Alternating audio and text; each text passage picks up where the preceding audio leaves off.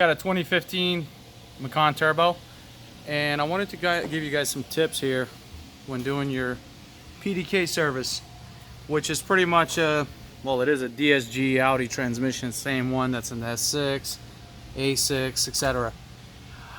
If you don't have PDK problems, or let's say DSG problems, which is this particular transmission, you will. It's just a matter of time. And if you keep it long enough, it'll definitely fail. The mechatronic units are known to fail. I've done a ton of these on Audi.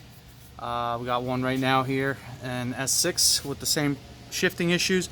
But here's a big problem on these that's actually missed all the time. Audi doesn't miss it, Porsche does though. Porsche misses this problem all the time.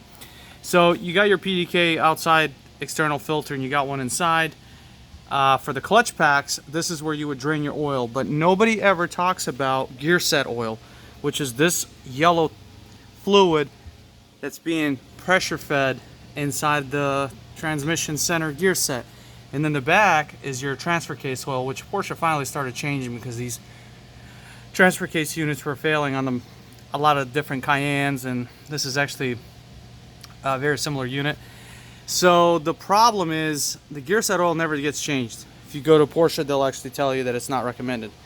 But here's the fluid that came out of there. As you've seen the yellow clear oil, here's the fluid that was drained out of the gear set, which is in the center portion of the transmission. That's all your gears, that's your shift rods, and we actually had a little bit of metal that came out with it. So if you have a MACAN and you're planning on keeping this car, yeah, I'd recommend you change it unless you want to have issues with the actual gearing portions of it, and that's going to get very expensive. And I believe the transmission price for this vehicle from the dealer, full unit, if the gear set breaks, is $18,000. I normally don't give pricing, but that I can tell you that's the retail price of this particular DSG/PDK transmission.